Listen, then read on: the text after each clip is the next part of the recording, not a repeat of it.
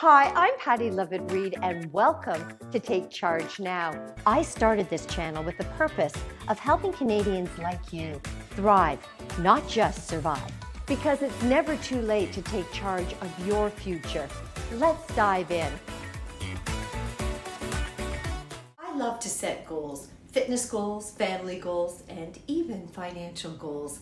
A big goal is motivational for me, but breaking it down into bite-sized pieces helps to make it more achievable. And as the year-end fast approaches and Financial Literacy Month is in full gear, I thought it might be time to pull together a blueprint for your financial success. Because I truly believe if we challenge ourselves each month with an element of a financial plan, we are almost guaranteed to be in a better position this time next year. So the obvious place to start is November. Now the reality is many of you are struggling financially, feeling overwhelmed with debt, unable to meet financial obligations. But here's what the savvy person does. They ask for help. And it's important to note that you're not alone. And there is something very empowering about starting a new year with a clean financial slate. So if you're someone contemplating maybe bankruptcy or insolvency, you might want to consider exploring this before year end. It limits the process to a single taxation year, which can really help to simplify things.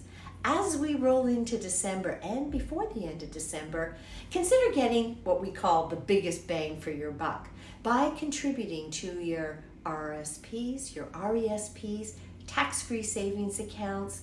You get the point. You want to ensure also that you're not leaving any money on the table by not using up your healthcare benefits. And you might want to consider donating to a favorite charity. It's all part of that balanced plan. Save some money, spend some money, and give some money. It's like a three-legged stool. If one leg is off kilter, you topple over. By January, you might want to think about setting yourself up for financial success by creating some goals that matter to you. You want to get excited about your goals and then develop a plan around them that you can stick to. You're far more likely to stick to your plan when you own it. February, I always get pushback here. Budgets, yeah, they get a bad rap, but I can tell you they work. If you put a realistic budget in place, as the holiday bills roll in, you'll figure out how to pay off the most expensive debt first. Not the one with the biggest balance, but the one that has the highest interest rate and that's costing you the most. By March, you may be in a position to think about setting up an emergency fund. It's critical in a time of need. And sure, I know many say 3 to 6 months living expenses set aside in cash. But if you don't have that, consider getting a line of credit or a credit card to be only used in a desperate situation. April, tax deadline, right around the corner. And to be fair, I gotta say it's probably a little late to get strategic about it. However, you could create a plan to ensure that if you owe money this year, that you can mitigate that for next year. Reach out for help. No one expects you to be a tax expert. In May, I think the goal this month is to save more and spend less.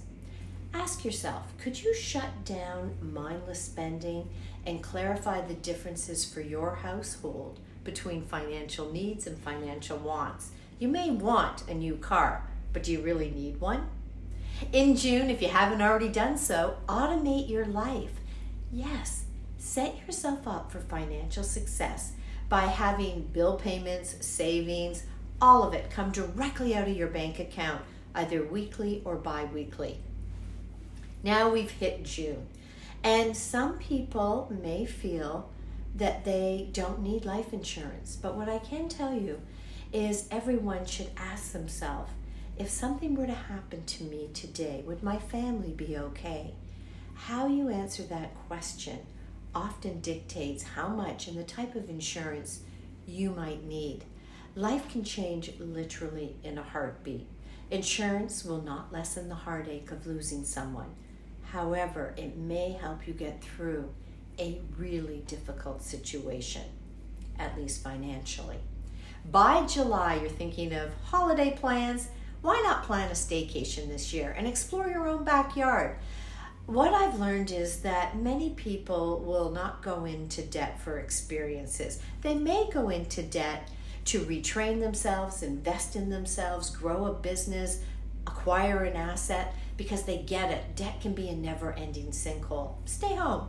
August, create a will. No one likes to think about their demise, but it can happen.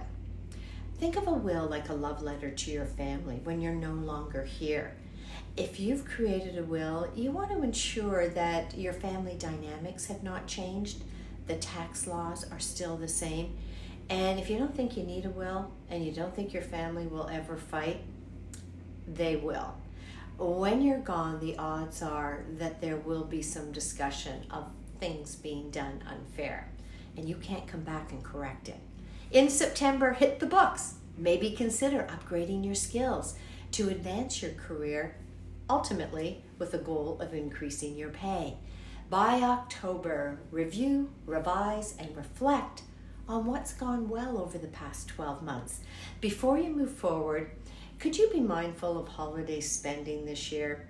No one wants you to go into debt for a gift or needlessly spend on Black Friday or Cyber Monday. You know, those deals come and go. Maybe this year get a little creative. I'd love for you to explore ways to shed the debt. And I do think it's time to take charge of your financial situation. And by the way, you don't have to do it alone. We can help.